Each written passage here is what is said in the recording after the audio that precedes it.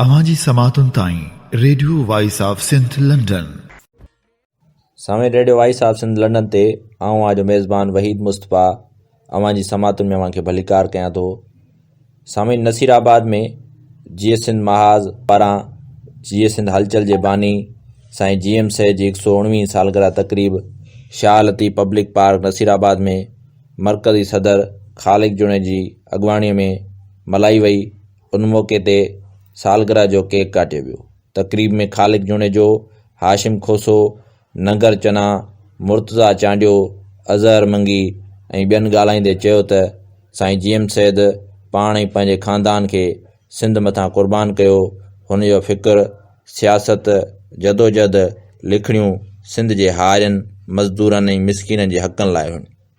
साईं जीएम सैद जे ॾिनल नज़रिए ऐं फ़िक्र जा असां सभु सिंधी वारिस आहियूं। सामीन, इन प्रोग्राम जी समूरी कार्रवाई अवां जे समातुन में पेश करे रहिया आहियूं।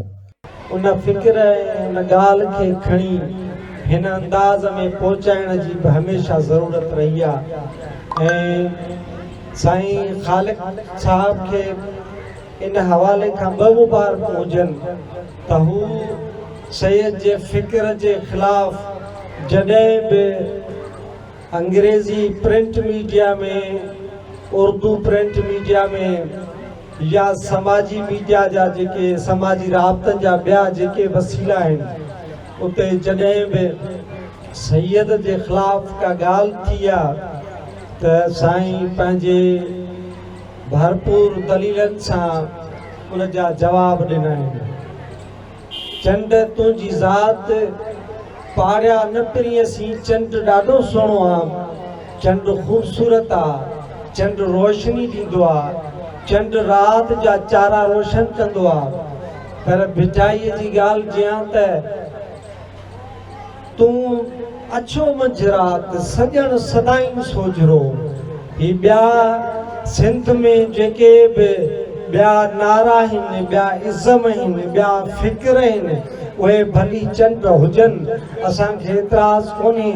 उहे भले अछा हुजनि, उहे भले सोझरो कंदा हुजनि, पर हक़ीक़त इहा आहे त भिटाई जे लफ़्ज़नि में सैयद सदाईं सोझरो आहे, उन सां चंड खे कॾहिं भेटे नथो सघे। सैयद जो फ़िक्र उनजो कंहिंखां उधारो वरितल फ़िक्र कोन्हे। सैयद जो फ़िक्र सिंध जी 5000 सालनि जी तारीख़ जो, सिंध जे सूरमनि जे सॾ जो पराॾो आहे। सैयद जो फ़िक्र सैयद जी उहा तारीख़ी पुकार आहे।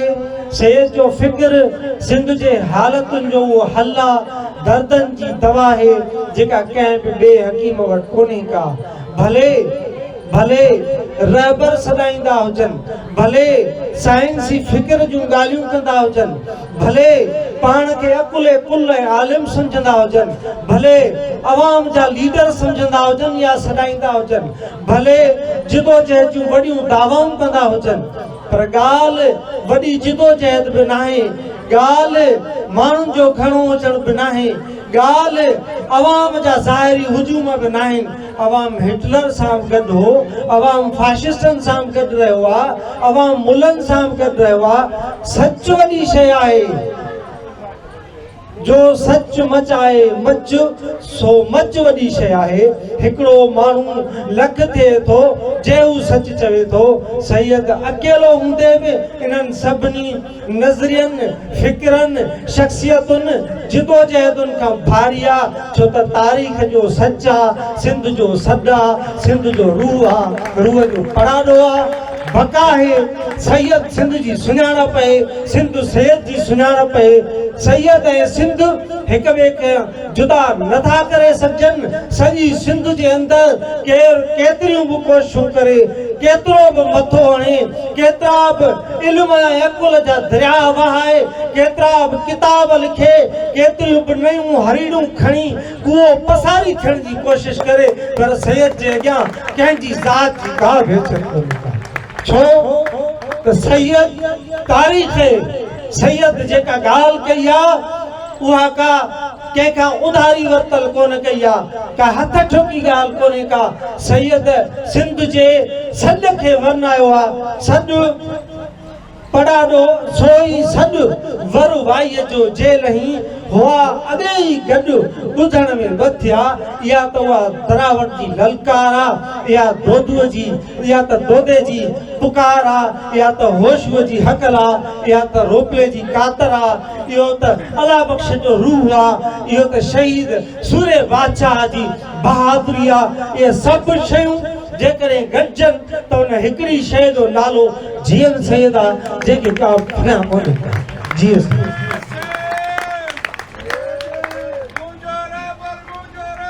जीएम सैयद नारे सिंध तू जोरा पर मुंह जोरा पर गोगा हुजन गिचिन में गारियूं बुरन कनन में वाढियूं बजन जंगुन में भूंडा चुभन अखिन में ओ गफलतो गुलामीअ जो आखिरी अंत धारिया घरन में हूंदा घर भाती घिटिन में हूंदा असां वटि दरगाह साईं जानण चन जो सुंघ पहुतो आहे फ़कीर ख़ादिम ख़ासि अली असांखे भलीकार चऊं था हाणे आउं जीएस महाराज जे वाइस चेयरमैन साईं मोहम्मद हाशिम खोसो खे अर्ज़ु रखंदुमि त वचन ऐं पंहिंजे ख़्यालनि जो इज़हार कनि साईं मोहम्मद हाशिम खोसो। मुझी धरती जो को गुनहगार न बख्शो वेंदो को बि गासिब को बि गद्दार न बख्शो वेंदो रूप रहबर जो वठी सघंदो न रहज़न कोई हाण बेदार थियो आहे भलारनि जो वतन मुंहिंजो भेनरो मुंहिंजा भाइरो जीएस महाराज जा चेयरमैन अब्दुल खालिक जुणजो साहब जीएस अॼु रहबर सिंध जदीद क़ौम परस्ती फ़िक्र जे बानी साईं जीएम सैयद जी 119 सालगिरह जे मौके ते गॾु थिया आहियूं।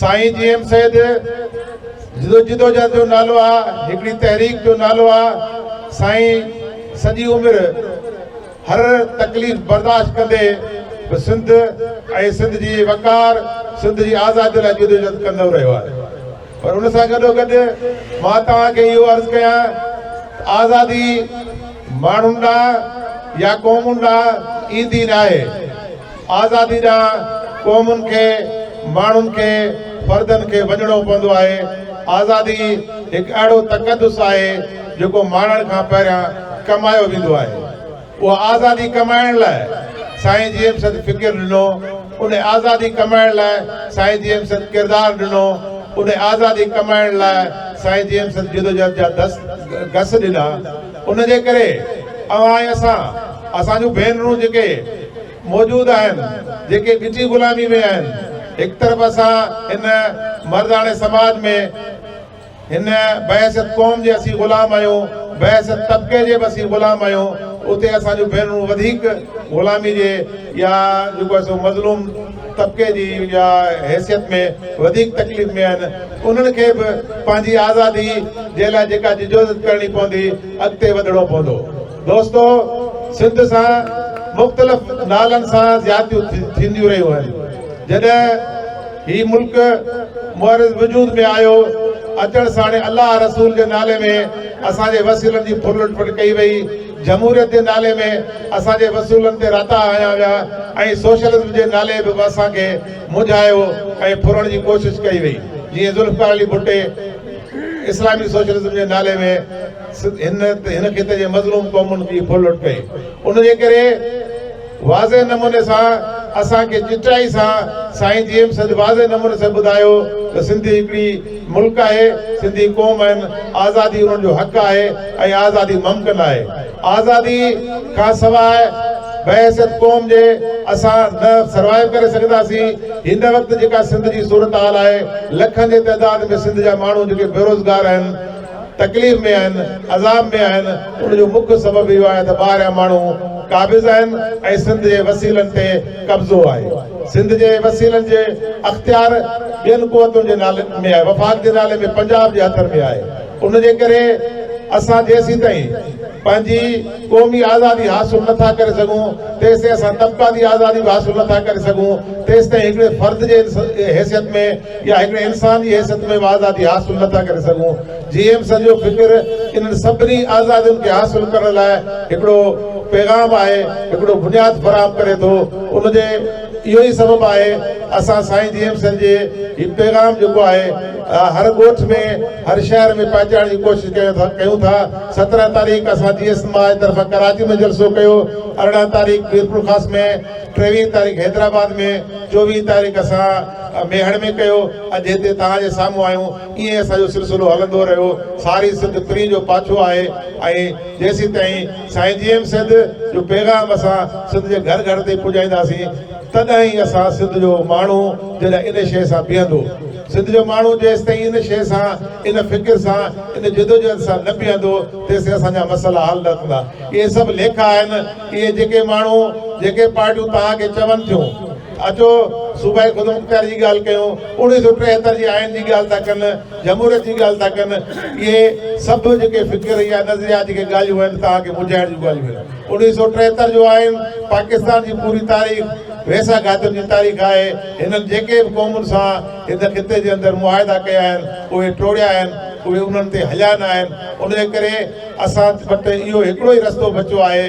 असां पंहिंजी सिंध खे जेका तारीख़ जे हिकिड़े दौर में ग़ुलाम बि रही आहे, वरी आज़ाद बि रही आहे, हिन वक़्तु असीं ग़ुलामी वारी सूरत हाल में आहियूं।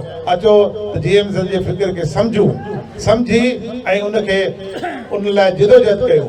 उन लाइ इहो ज़रूरी आहे। GMC जे फ़िक्र जो ज़िक्र तमामु घणा माण्हू कनि था ऐं उनखे दुरुस्त बि सम्झनि था, पर उहे तनज़ीमी लिहाज़ खां, सियासी लिहाज़ खां परभरो वेठा आहिनि। हिते नौजवान वेठा आहिनि, असांजा भाउर ऐं भेनरूं वेठियूं आहिनि। उन्हनि खे बि आउं गुज़ारिश कंदुसि हू ॿ क़दम अॻिते वधी सियासत जो हिसो थियनि ऐं उहा सियासत जेका GMC कई पंहिंजे कौल फ़इल ऐं किरदार सां उनखे मज़बूत कयूं, तॾहिं ई असां सिंध खे आज़ादु कराए सघंदासीं। तव्हांजी महिरबानी। GSC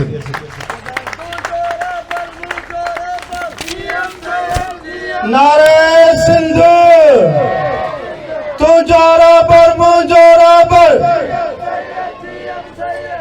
असां वटि नसीराबाद SUP जा दोस्त भा अलीगुल कांदड़ो शरीक थियो, असां भलीकार चऊं था।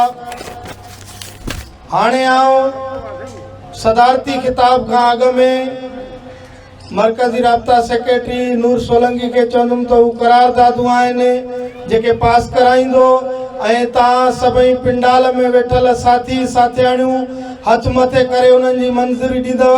साईं नूर सोलंकी।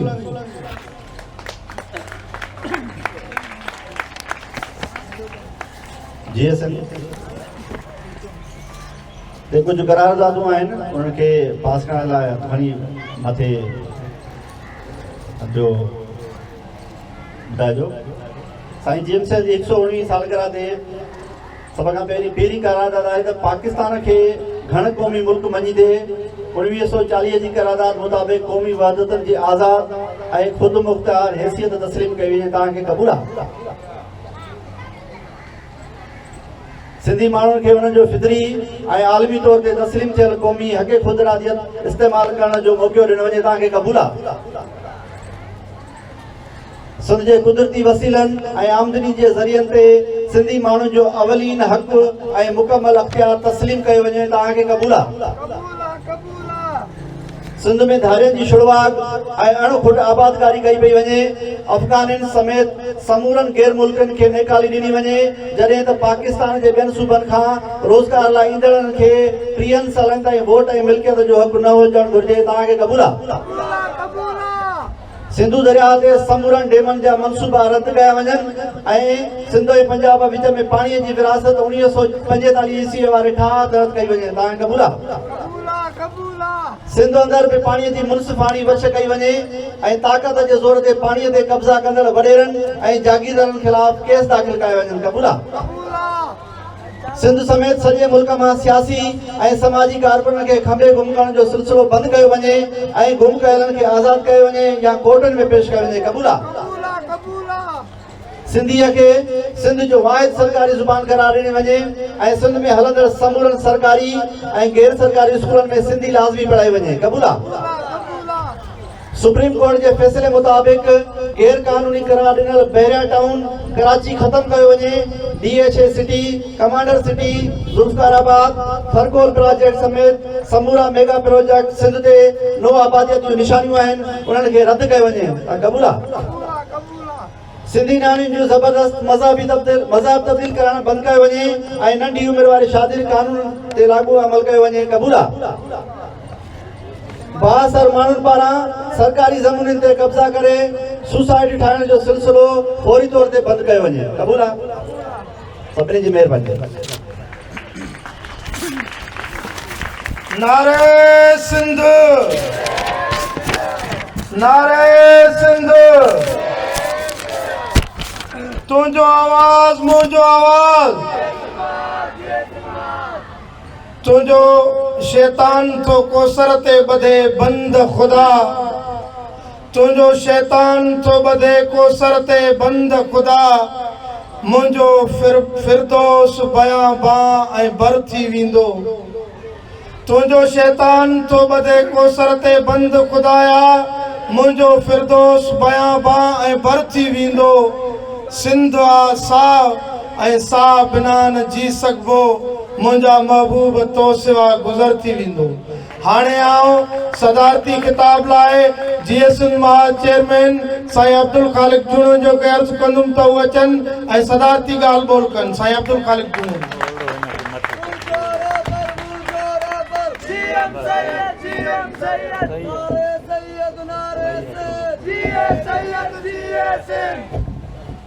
दोस्तों, साथियों, भाइरों भेनरों, GSN मां GSN महाज जे तरफ़ां सभिनी दोस्तनि साथियुनि भेनरुनि जो शुक्रिया अदा कयां थो। असांजे प्रोग्राम में आया आहियो ऐं मां सभ खां पहिरीं GSN महाज कंबर शहदाद कोट जे कारकुननि खे ऐं नसीराबाद शहर खे बि ख़ासि जस ॾियां थो, मुबारकबाद ॾियां थो त हिन जलसे में हेॾे वॾे तइदाद में औरतूं शामिल थियूं आहिनि, बल्कि मर्दनि जे बराबरी तइदाद में शरीक थियूं आहिनि। मां बि 50 साल खां सियासत में हलां थो ऐं कराचीअ खां पेशावर ताईं जलसनि में शरीक थियो आहियां, पर तमामु विरले अहिड़ो जलसो मूं ॾिठो आहे जंहिंमें औरतुनि जो तइदाद मर्दनि जे बराबरि हुजे। ऐं असां जेका सिंध जे निजात जी, सिंध जे आज़ादीअ जी, ख़ुशहालीअ जी ॻाल्हि कयूं था, उहा हासिलु तॾहिं थींदी जॾहिं औरतूं मर्दनि जे बराबरि ईंदियूं। अॼु घटि में घटि तइदाद में, मिक़दार में बराबरी थी आहे। मां उमेद कयां थो त आईंदह मयार में बि बराबरी थींदी ऐं हिन स्टेज ते वेठलनि में बि बराबरी थींदी। आईंदह मां इहा उमेद कयां थो।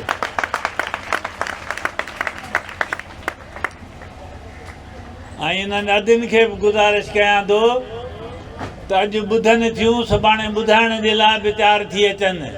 मूंखे ख़बर आहे त जेतिरियूं मुसीबतूं, जेतिरा सूर असां था सहूं, उन खां वधीक तव्हांखे आहिनि, पर तव्हां सीने में सांढियो थियूं हलो। हाणे वक़्तु अची वियो आहे त उन्हनि खे ॿाहिरि कढो। ऐं मां उमेद कयां थो त ॿिए जलसे में उहा ॻाल्हि असांखे नज़र ईंदी।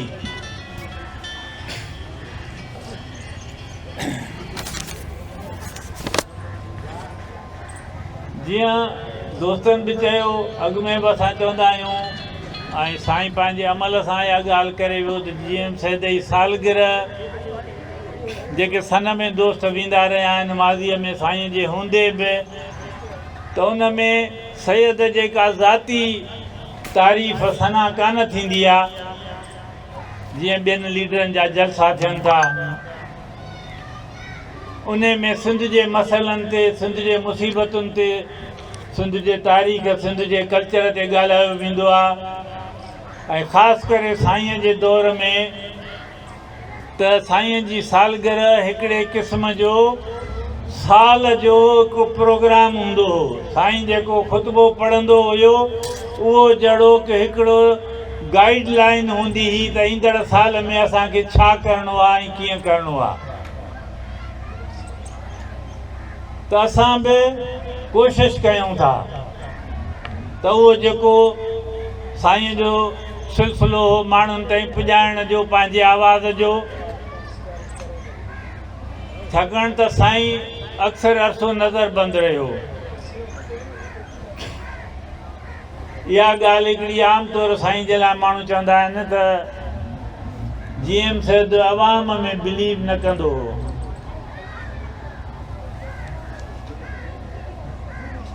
या त इंतिहा दर्जे जी अणॼाणाई चइबी आहे या त इंतिहा दर्जे जी बेईमानी चइबी।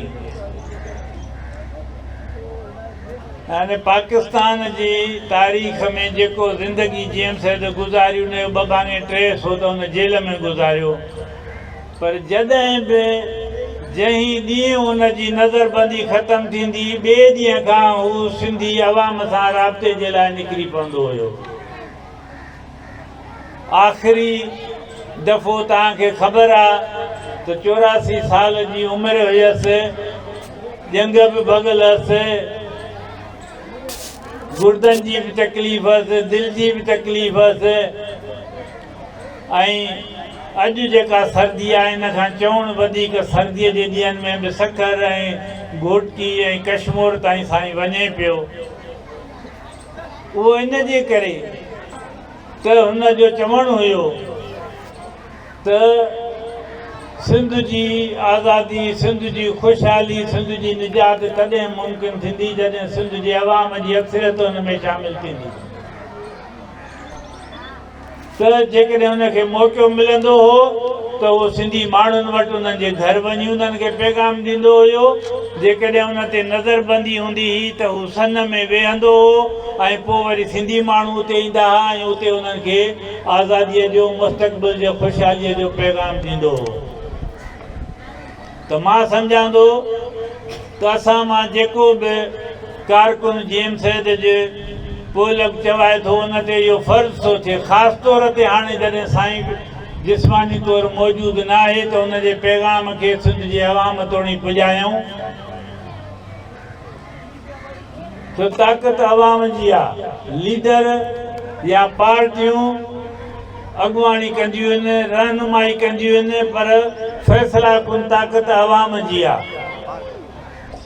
ऐं हुक्मरान न जीएम सैद ते एतिरो अरसो क़ैद ऐं नज़रबंदीअ जूं पाबंदियूं छो विधियूं त उन्हनि खे इहो ख़ौफ़ हुयो त जीएम सैद जी ॻाल्हि सची आहे, ताक़त अवाम वटि आहे। जेकॾहिं अवाम जी ताक़त इन सच सां गॾिजी पई त पोइ असांजा टप स्टेशन ते थी वेंदा। उहे माण्हू जिन हथियारबंद वेड़ जी ॻाल्हि कई, जिन असेंबलीअ में चयो त गोलीअ जो जवाबु गोलीअ सां ॾींदासीं, उन्हनि खे त हुक्मराननि आज़ादु कयो पर जीएम सैद खे आज़ादु न कयूं। इन जे करे त हुननि खे ख़ौफ़ हो त जीएम सैद जो सच सिंध जे अवाम ताईं न पहुचे। पर सच सच आहे, उनखे क़ैद जे दीवारुनि सां, लोहनि दीवारुनि सां नथो रोके सघिजे। ही मेड़ जेके आहिनि, जेके सन खां निकिरी सिंध जे शहरनि, सिंध जे ॻोठनि ताईं पहुता ऐं हाणे दुनिया जे शहरनि ताईं, न्यूयॉर्क, वाशिंगटन, लंडन ऐं मेलबोर्न ताईं पहुता आहिनि। इहा उन सच जी ताक़त आहे जंहिंखे का दुनिया जी ॿी ताक़त रोके नथी सघे। ऐं साईं जॾहिं सालगिरह मल्हाईंदो हो त उहे ई माण्हू जेके चवंदा त जीएम सैद अवाम में बिलीव नथो करे, उहे ई इन सालगिरह जे लाइ चवंदा त इहा त शख़्सियत परस्ती आहे। पर हाणे उहे माण्हू पंहिंजूं सालगिरहूं मल्हाए पंहिंजी वॾाई अवाम जे आॾो ज़ाहिर करण जी कोशिशि था कनि। तव्हां अख़बारूं पढ़ंदा हूंदव। मां उन ॾींहुं हैदराबाद में ॻाल्हि कई, हिते बि कयां थो। हिते पढ़ियल दोस्त वेठा आहिनि, नंगर चनो रुगो कोन्हे, नसीराबाद में घणा पढ़ियल लिखियल वेठा आहिनि। हिकिड़ो वॾो पाकिस्तान जो सहाफ़ी ऐं लेखक थी गुज़रिया आगा शोरश काश्मीरी। उन हिकिड़ो किताबु लिखियो आहे पंहिंजी आत्मकथा जो, बूए गुल नाले दिल दूधे चरागे महफ़िल। उन में हुन हिंदुस्तान जी आज़ादी जदोजहद में पाण बि हिसो वरितई, जमियत अहरार जे प्लेटफॉर्म तां। उहा तारीख़ लिखंदे हू इन मरहले ते आयो आहे जॾहिं हिंदुस्तान आज़ादु थियो। ऐं पोइ हू लिखे थो त जवाहरलाल नेहरू हिंदुस्तान जे वज़ारत उज़्मा जे कुर्सीअ ते वेठो।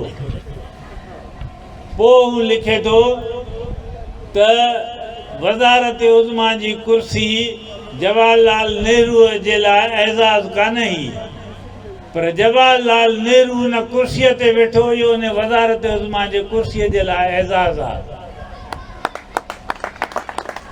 त अहिड़ी तरह मां चवां थो त GM सैयद सालगिरह मल्हाए।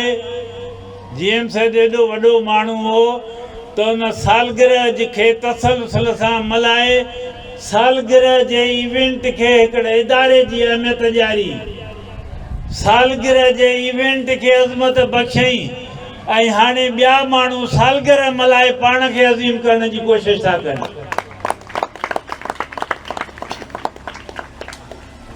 भली हू सिधो तरह न मञनि त GM सैयद को असां खां वॾो माण्हू आहे। घणा माण्हू जे चवंदा आहिनि असां वॾा आहियूं, पर वक़्तु हुननि खां अहिड़ा फ़ैसिला कराए थो जिथे हू इहो इक़रार कनि था त GM सैयद वॾो माण्हू हो, ऐं हाणे हुनजी पोइवारी करे असां बि वॾा माण्हू थियणु चाहिनि था ऐं उहे मल्हाइनि था। असांखे ख़ुशी थी थिए। असां जेके अॻ में असां ते तनक़ीद कंदा हुआ उहे हाणे जे पाण सालगिरह मल्हाइनि था, असांखे ख़ुशी थी थिए।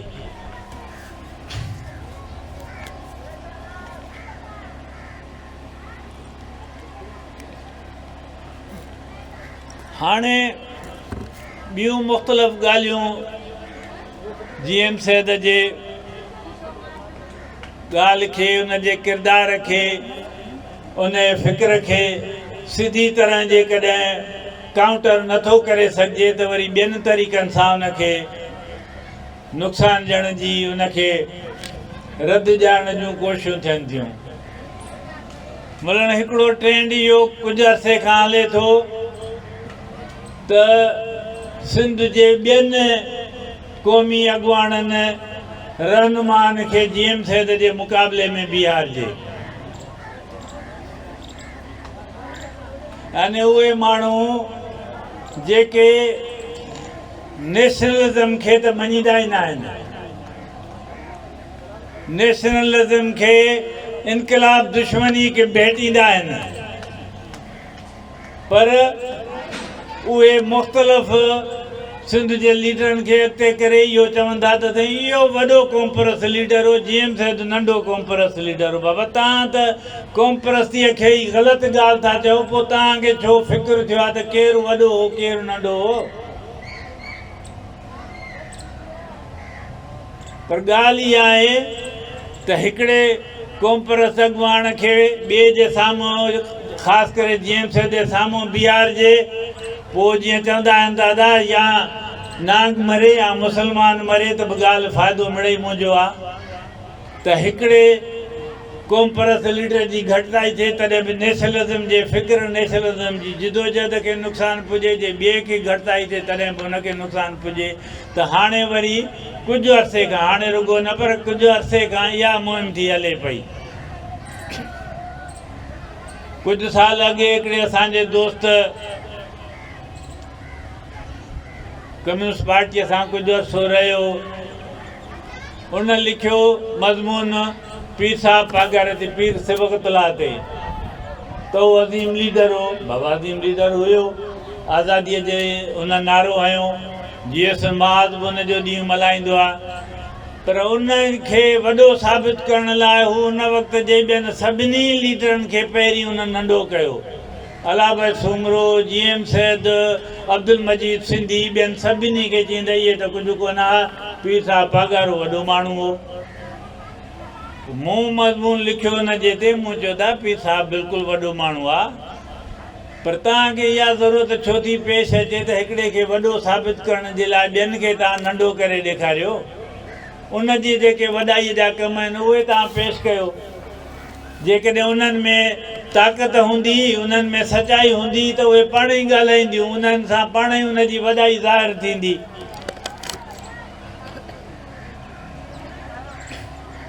साॻी तरह सां कुझु माण्हू हा वरी इहा ॻाल्हि हाणे कनि था, साईं अलाह बख़्श सुमरो वॾो क़ौमी अॻुवाण हो, वॾो कॉम्प्रेस अॻुवाण हो, जीएम साहिब घटि हुयो।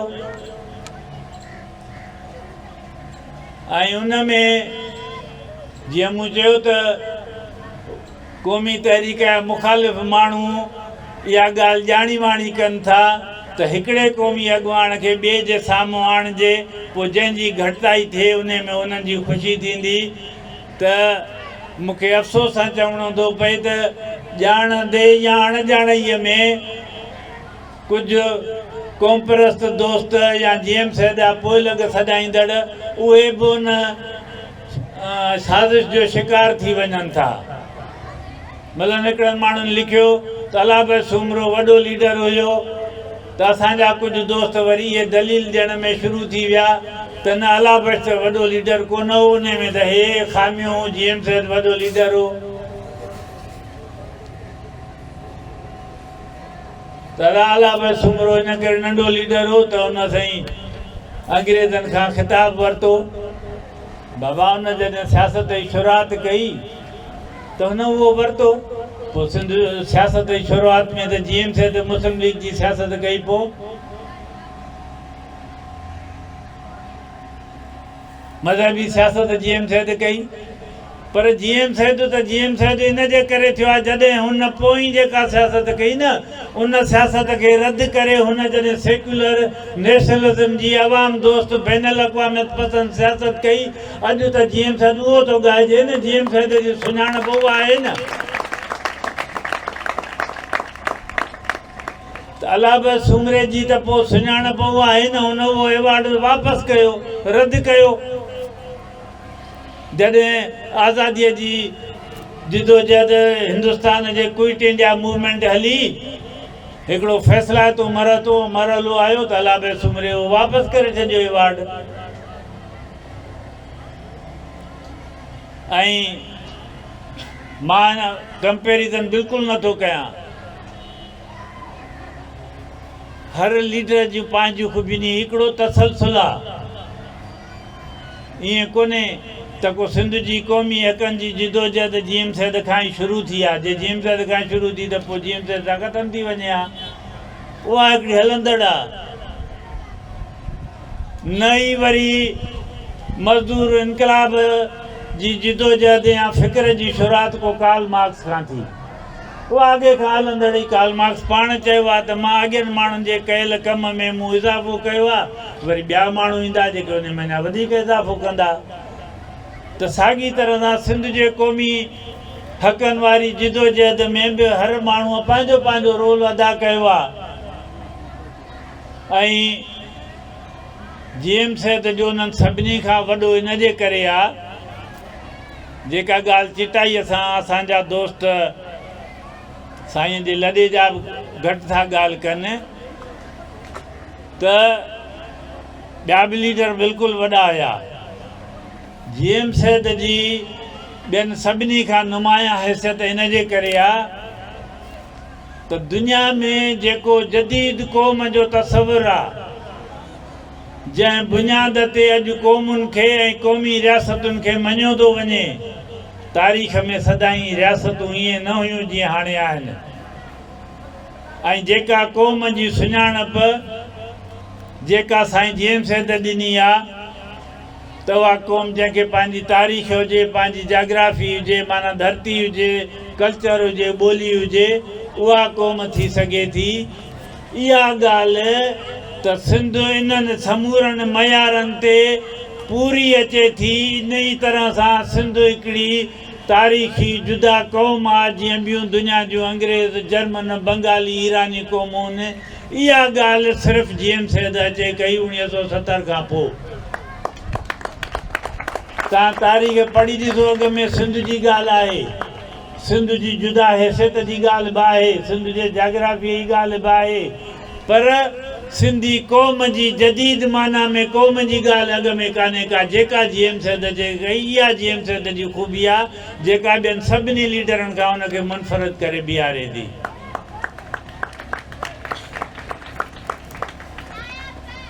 पर पोइ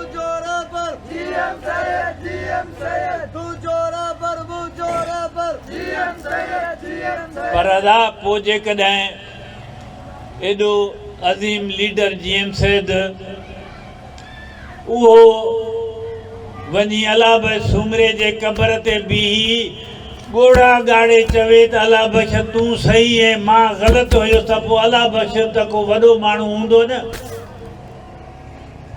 उहो ई GM सैद थो चवे त तूं सही ऐं मां ग़लति हुयुसि। तंहिंजे करे इहा भेट न करणु खपे। इहे सिंध दुश्मन आहिनि जेके भेट था कनि, जेके बीहारे साम्हूं अचे था बीहारनि। सिंध दोस्तनि खे मां चवंदुसि त हिन ट्रेप में न फासनि, हिन धोखे में न फासनि। हिते असांजो दोस्त ॻाल्हि करे वियो त वाह पीपुल्स पार्टीअ जा वॾा जलसा थियनि था त उते कोरोना नथो लॻे, उते कलम 144 नथो लॻे, पर GM सैद जी सालगिरह ते लॻे थो। अदा इहो फ़र्क़ु जेको आहे इहो रुॻो हाणे न शुरू थियो आहे, इहो फ़र्क़ु अधु सदीअ खां वधीक अरसे खां वठी सिंध में मौजूदु आहे। ऐं इहो फ़र्क़ु भली थिए अञा चिटो थिए, उन में सिंध जो मफ़ाद आहे। सिंध दोस्त ऐं सिंध दुश्मन जे विच में फ़र्क़ु जेतिरो चिटो थींदो ओतिरी सिंध जी भलाई थींदी। हिन साल हिकिड़ो तव्हां अख़बार में पढ़ियो हूंदो, ईंदड़ वक़्त में अञा पढ़ंदव त असां वञण टुटण जी गोल्डन जुबली जो तक़रीबात बि कयूं पिया। उन में मुख़्तलिफ़ दोस्त अदीब शाइर उहे बि शामिल आहिनि, मज़दूर अॻवान उहे गॾिजी असां सिलसिलो शुरू कयो आहे। ऐं हीअ साईं जी सालगिरहूं जेके असां कयूं पिया उहे बि वञण टुटण जी गोल्डन जुबली तक़रीबात सां मुंसलिक असां कयूं आहिनि।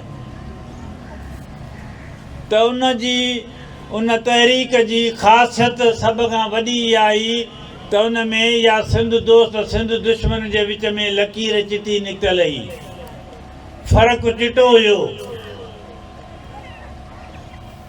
जेतोणीकि तइदाद जे हिसाब सां उहा तहरीक तमामु थोरी हुई। अॼु उन खां घणा माण्हू था अचनि, हेॾा जलसा त विरले थींदा हुआ उन तहरीक में जेॾो अॼु थियो आहे। इवन साईं GM सैद जलसनि खे ख़िताबु कंदो तॾहिं बि हिन खां घटि माण्हू हूंदा, पर उहा तहरीक कामयाबु वई।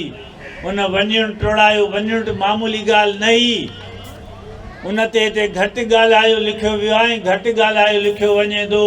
अदबी संगत जो सीनियर दोस्त वेठो आहे, मां हुनजो गुज़ारिश कंदुसि त पाण बि ऐं पंहिंजे हिन तंज़ीम खे चए त वञण जे हिन गोल्डन जुबलीअ जे हवाले सां अॻिते अचनि, लिटरेचर मैदान में आणनि। अदबी संगत जा दोस्त अदीब चवंदा आहिनि न त अदबी संगत हेॾी अज़ीम आहे, उन वञण टोड़ तहरीक में हेॾो किरदारु अदा कयो हो त पोइ अॼु जे नस्ल खे उन तहरीक जे बारे में ॼाण ॾियण में बि अदबी संगत खे रोल अदा करणु खपे। मां उमेद कयां थो त साईं उन्हनि ताईं इहा ॻाल्हि पुॼाईंदो। त उन जी ख़ूबी इहा ई, तंहिंजे करे हाणे बि ऐं असांजी क़ौमी तहरीक में एॾे वॾे तइदाद में हाणे माण्हू आहिनि। अॻे जे भेट में जलसा जुलूस मुज़ाहिरा धरना सभु थियनि था पिया, पर असां पंहिंजे मक़सदनि खे अञा वेझा बि नथा पुॼूं। त दोस्त उन जा बि के कारण हूंदा, उन सॼे ते मां हिते न ॻाल्हाईंदुसि, को लेक्चर न आहे, पर इहा ॻाल्हि लाज़मी आहे। हिकिड़ो उनजो बुनियादी सबबु इहो आहे त सिंध दोस्त ऐं सिंध दुश्मन जे विच में फ़र्क़ु घटिजी वियो आहे।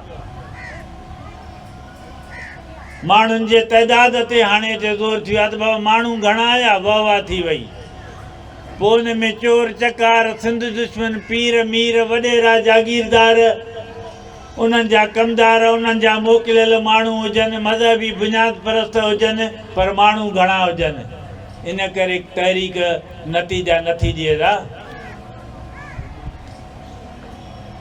वञुंट जो पैगाम त इहो हो न, अॼु लाल लहूअ जे सरगम ते थी धरती मुंहिंजी रक़्स करे, मुंहं हेठि थिया गदारनि जा, बेशर्म वॾेरनि पीरनि जा। इहो वञुंट ट्रोड़ तहरीक जो त इहो पैगाम हुयो न। साईं जीएम सैद जे हर किताब में, हर सुफ़े में लिखियो पियो आहे त पीर मीर वॾेरो मुलो इन्हनि मूं सिंध जे चङाईअ जी का उमेद न रखो। त पोइ जॾहिं उन्हनि खे असां जेके फितरी तौर पंहिंजे पैदाइश में क़ौम दुश्मन आहिनि, उन्हनि खे जॾहिं असां क़ौमी तहरीक सां ॻंढींदासीं त नतीजा कीअं मिलंदा? जेके माण्हू सिंधियुनि खे क़ौम ई नथा मञनि, उहे क़ौम परस्त कीअं थी सघंदा? जेके माण्हू चवंदा धरतीअ जे हवाले सां क़ौम न थींदी आहे, क़ौम मज़हब जे हवाले सां थींदी आहे। सॼी दुनिया जा मुस्लमान हिकिड़ी क़ौम आहिनि ऐं इहा बि हक़ीक़त आहे। पढ़िया लिखिया दोस्त वेठा आहिनि। साईं जीएम सैद जेको फ़िक्र ॾिनो आहे, उनजो जेको बुनियाद आहे सो नेशनलिज़म वर्सेस पैन इस्लामिज़म आहे। पढ़ी ॾिसो साईं जा किताब। पैन इस्लामिज़म माना या जेका मूं चई, पैन इस्लामिज़म माना सॼी दुनिया जा मुस्लमान हिकु क़ौम आहिनि ऐं मुस्लमाननि खे सॼी दुनिया ते हुकुमरानी करण जो हक़ु आहे। इन जो ट्रोड़ आहे नेशनलिज़म। त मज़हब जे बुनियाद ते क़ौमूं न ठहंदियूं आहिनि ऐं उन शइ खे वधीक वाज़ह करण जे लाइ जीएम सैद चयो त मोहम्मद बिन कासिम लुटेरो आहे, राजादार हीरो आहे। इहो सिंध जे क़ौमी जिदोजहद जो बुनियाद हितां पियो। त पोइ जेके अॼु जे दौर में मोहम्मद बिन कासिम जा जानशीन आहिनि, अॼु उहे ई असांजे माइरुनि भेनरुनि नियाणियुनि खे अगवा करे बाज़ारुनि में नीलाम कयो थो वञे। जीअं मोहम्मद बिन कासिम जे दौर में असांजी नियाणियूं खणी वञी दमिश्क ऐं बगदाद जे बाज़ारुनि में विकिरो कयूं वियूं। उहे नेशनलिस्ट कीअं थी सघनि था? न रुगो उहे नेशनलिस्ट न आहिनि, पर जेको उन्हनि जो दोस्त आहे उहो बि नेशनलिस्ट नथो थी सघे, घटि में घटि जीएम सैद जे फ़िक्र जी रोशनीअ में। तंहिं करे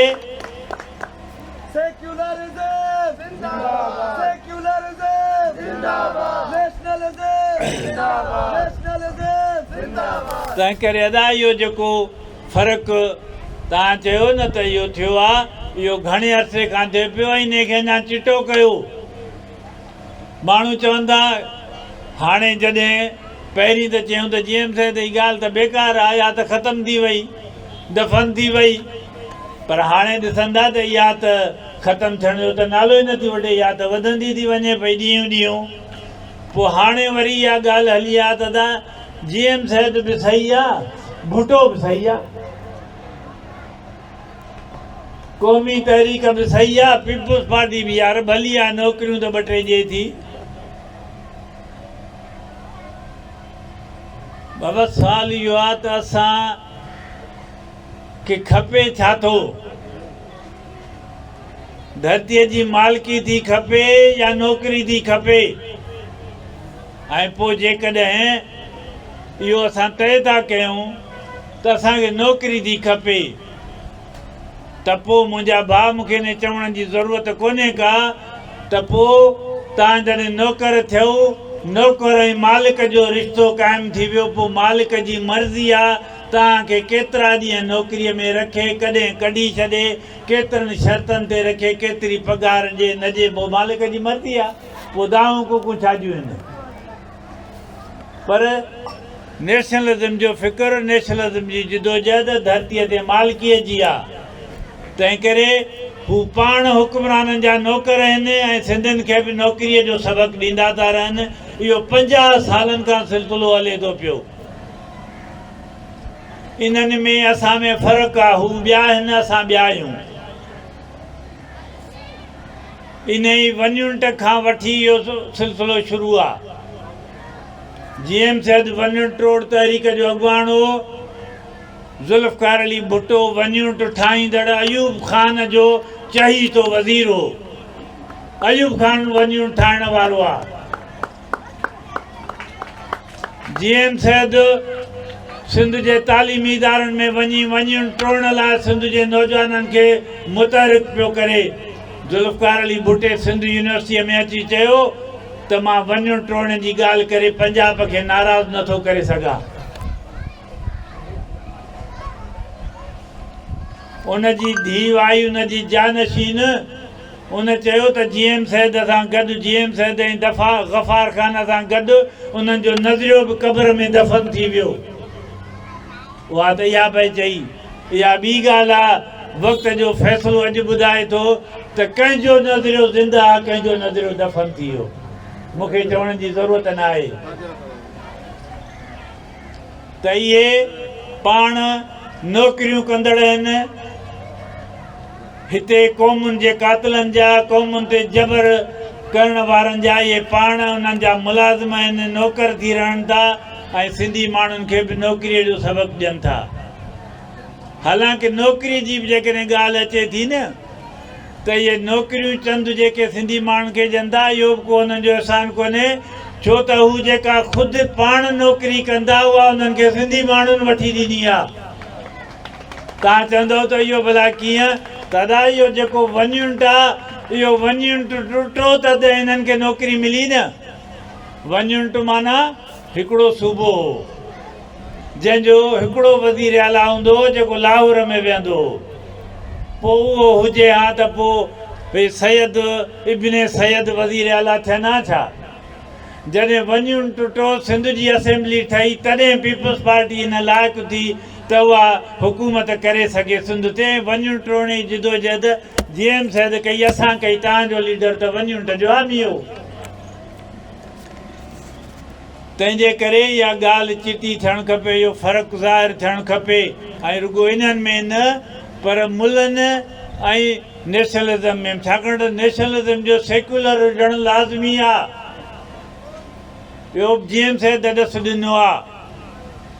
GM सैद पंहिंजे ज़िंदगीअ जी आख़िरी जमायत जॾहिं GS माज़ ठाही, उनजो जेको मंशूर आहे उन जी पहिरीं सिट में लिखियो पियो आहे त असांजी जिदोजहद जा 4 नुक़्ता आहिनि: नेशनलिज़म, सेक्युलरिज़म, सोशलिज़म ऐं डेमोक्रेसी। तंहिं करे सेक्युलरिज़म जो इनकारी नेशनलिज़म जो हामी थी नथो सघे, क़ौम जो हामी थी नथो सघे, क़ौम जो दुश्मन आहे उहो। इहा ॿी ॻाल्हि आहे, इहा GM सैद जी कामयाबी आहे। इहा ख़ुदि क़ौमी वजूद वारी जिदोजहद जी कामयाबी आहे त जेके उन जा अज़ली दुश्मन आहिनि उहे बि सिंध में पाण खे ज़िंदा रखण लाइ नेशनलिज़म जी ॻाल्हि था कनि। पोइ वॾेरा जागीरदार हुजनि, पीपल्स पार्टीअ जहिड़ा हुक्मराननि जा दलाल हुजनि या मज़हबी बुनियाद परस्त हुजनि, उन्हनि जी मजबूरी आहे। त मां इहो चवंदुसि त इहा तव्हांजी कॉम्प्रस कारकुननि जी कामयाबी आहे त हू इहा ॻाल्हि करण ते मजबूर थिया आहिनि। तंहिं करे तव्हां पाण खे उन्हनि जे पोयां न लॻायो त इन्हनि खां सवाइ छा थींदो। तव्हां पंहिंजी जिदोजहद खे मज़बूत कयो, उनखे कमज़ोर थियणु न ॾियो, उन जे फ़िक्री बुनियादनि खे कमज़ोर थियणु न ॾियो।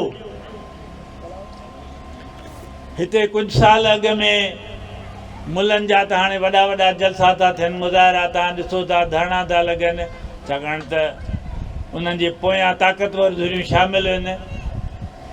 मौलवी ताहिरुल क़ादरीअ 2 धरणा हयां। पहिरियों धरणो जेको पीपल्स पार्टीअ दौर में हयईं, उनखे हिमायत हासिल हुई, उन वॾा ज़बरदस्त कया, तव्हांजे साम्हूं हुआ।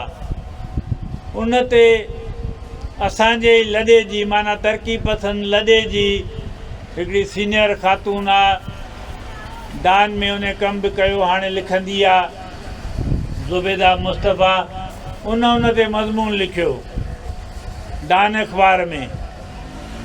पोइ सॼी उन मुले वारे जेकी कुझु थियो उहा तारीफ़ करे पोइ न लिखियो त इहे मुला एॾो ज़बरदस्त कमु करे सघनि था त असां माना लेफ्ट जा माण्हू तरक़ी पसंदि असां छो नथा करे सघूं, असांखे बि करणु खपे।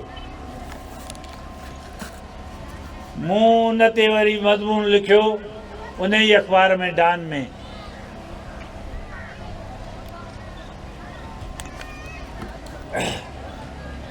मूं उन में लिखियो ॿियूं ॻाल्हियूं जेका कम जी ॻाल्हि आख़िरी मूं चयो त मोहतरमा जेके कम हू कनि था उहे असां नथा करे सघूं, न ई करणु था चाहियूं। हू त हुकुमराननि जा दलाल आहिनि, एजेंट आहिनि, असां हुकुमराननि खे चैलेंज करण वारा आहियूं। ऐं मूं लिखियो त असांजी तहरीक जेकॾहिं पोइ ते पई आहे त उहा इन जे करे न पई आहे त असां मुलनि वारा तरीक़ा नथा इख़्तियार कयूं, पर इन करे पोइ ते वई आहे त असां पंहिंजा तरीक़ा छॾे ॾिना आहिनि। असां उहे कयूं, इख़्तियार कयूं त असांजी तहरीक वधंदी। त साॻी ॻाल्हि मां सिंध जे क़ौमी कारकुननि खे बि चवां थो त इन्हनि मुलनि ज़ोर ई इन जे करे वरितो आहे त असां पंहिंजी नज़रियाती सियासत में कमज़ोर थी विया आहियूं। असां मैदान छॾे ॾिनो आहे, हू तंहिंजे करे वधिया आहिनि। उन करे उन्हनि खे मुंहुं ॾियण जो इहो तरीक़ो न आहे त असां उन्हनि जी पोइवारी कयूं। उन्हनि खे मुंहुं ॾियण जो तरीक़ो इहो आहे त असां पंहिंजी फ़िक्री जिदोजहद खे मज़बूत कयूं, जंहिंजे ज़रिए सां असां वञूं टोड़ायोसीं त असां पंहिंजी लकीर तॾहिं निकल ई हिन पासे जो माण्हू हुन पासे न वेंदो हुयो। ईअं न थींदो हो त ॾींहं जो सिंध जे हक़नि जी ॻाल्हि कजे ऐं शाम जो हुकुमराननि जे दर ते प्लाट जे लाइ नौकिरीअ जे लाइ दरख़्वास्त खणी बीठो हुजे, जीअं अॼु केतिरा दोस्त कनि था। मूंखे अफ़सोस सां चवणो थो पवे त दोस्तो तव्हांजी महिरबानी। प्रोग्राम बि देरि सां शुरू थियो, उन में देरि इन जे करे बि थी त असांजे दोस्तनि सोचियो असां बि त नसीराबाद में जीएस उन्माद जो खुलियल पहिरियों सियासी प्रोग्राम थो थिए, तंहिं करे उहो हाल में ई काफ़ी थींदो। उन्हनि बंदोबस्तु उते कयो हो, पोइ वरी उनखां उहो पूरो न पियो, तंहिंजे करे वरी नए सिर सॼो कयूं त उनजे करे देरि सां बि शुरू थियो आहे। वरी बि तव्हांजी महिरबानी। पर जीएम सैद खे ॾिसो, ॻाल्हि उनजे फ़िक्र जी आहे, हुन फ़िक्र बि ॾिनो, वरी उन सां उन ई फ़िक्र लाइ उन जिदोजहद बि कई, उन सां गॾु किरदारु बि ॾेई। छाकाणि जेके बि दुनिया जा वॾा माण्हू आया आहिनि, उहे पैगम्बर हुजनि, उहे मुसलिह हुजनि, इनकलाबी अॻुवान हुजनि, त उन्हनि नज़रियो बि ॾिनो त उन सां गॾोगॾु उन्हनि किरदारु ॾिनो त हिन नज़रिए खे हिन किरदार जे ज़रिए हासिलु करे सघिजे थो। त हुन उन ते अमल दरामद लाइ जिदोजहद बि कई आहे।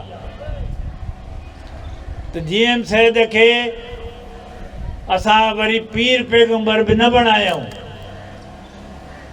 त असां उनजो नालो वठूं, उन जे कयल ॻाल्हियुनि जो असां ॾींहं में 10 दफ़ा विर्द कयूं त वधीक फ़ाइदो थींदो, 100 दफ़ा विर्द कयूं त अञा घणो फ़ाइदो थींदो। ईअं न आहे अदा।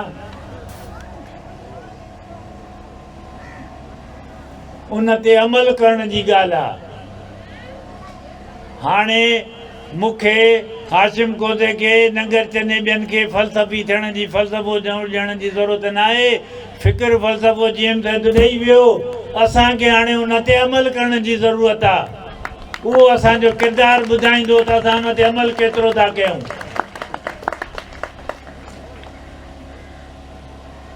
जीअं मूं शुरूअ में चयो न त जेकॾहिं रुॻो इहो हुजे हा त जीएम सैद त एॾो फ़िक्र हुन किताब लिखी वेठो हुजे हा, पर जंहिं महिल हुनखे मौक़ो मिलियो नज़रबंदी ख़तमु थी, ॿिए ॾींहुं सिंधी माण्हुनि वटि वेंदो हुयो।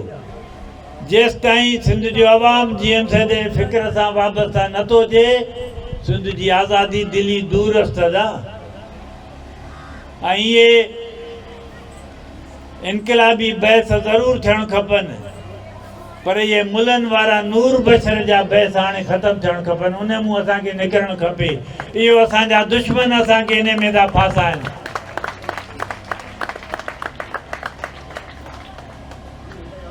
त जीअं मूं चयो त इहो तॾहिं थींदो जीअं सॼो सचु आहे, बिल्कुलु सचु आहे जीअं दोस्त चई विया, पर उहो सचु फ़ैसिलाए थो तॾहिं थींदो जॾहिं सिंध जो अवाम उन सच सां गॾु बीहंदो। ऐं जीअं मूं चयो जीएम सैद खे क़ैद करण जो सॼो मनसूबो इहो त इहो सचु अवाम ताईं न पुॼे। हाणे असांजो फ़र्ज़ु आहे त उन सच खे अवाम ताईं पुॼायूं, अवाम खे उन सच सां जोड़ियूं। मां उमेदु कयां थो त तव्हां सभई दोस्त, जीअं मूं चयो नसीराबाद जे दोस्तनि खे ख़ासि तौरु अर्ज़ु थो कयां असांजो ताउन कंदव। ऐं हीउ जीएस माज़ जो हिते पहिरियों जलसो आहे, पर हीउ आख़िरी न थींदो, हीउ ॿियनि जलसनि जी हिकिड़ी शुरूआत साबित थींदो। असां बि ईंदासीं तव्हांजे वेझो, तव्हां बि ईंदव ऐं गॾिजी सिंध जे हिन कश्तीअ खे पार उकारींदासीं। तव्हांजी महिरबानी। नारे सिंध। सामीन ही प्रोग्राम नसीराबाद में जीएस सिंध महाज ख़ालिक जुणियो ग्रुप पारां जीएस सिंध हलचल जे बानी साईं जीएम से जी 119वीं सालगिरह तकरीब तौरु मल्हायो वियो। सामीन हिन प्रोग्राम बाबति के बि राय ॾियणी हुजे असांखे ईमेल कयो। असांजी ईमेल एड्रेस आहे info@radiovoiceofsindh.com। पंहिंजे मेज़बान वहीद मुस्तफ़ा खे ॾींदा इजाज़त। सदाईं गॾु। सिंध मुंहिंजी अमा सूंह तुंहिंजी मथां छा लिखी, छा लिखां छा लिखी, छा लिखां। सिंध मुंहिंजी अमा, दुनिया जा सिंधियो हिक मुठ थी सिंध बचायो। सिंध मुंहिंजी अमा सूंह तुंहिंजी मथां छा लिखी, छा लिखां। सिंध जो क़ौमी आवाज़ radio voice of Sindh London.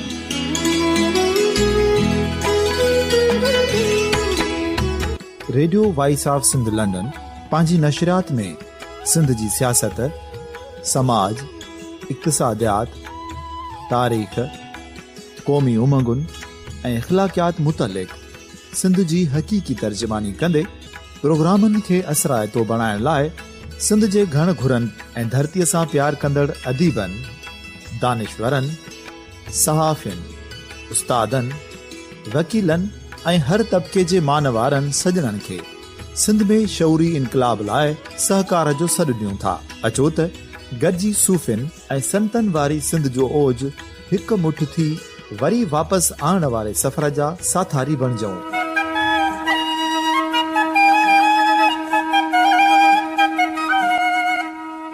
हिकु नए सुबुह जी शुरूआत जो पड़ाॾो घर घर, ॻोठ ॻोठ ऐं शहर शहर ताईं पहुचायो। शाल सिंध आबाद ऐं ख़ुशहाल थिए, सिंधी माण्हू सुखियो ऐं सताबो थिए।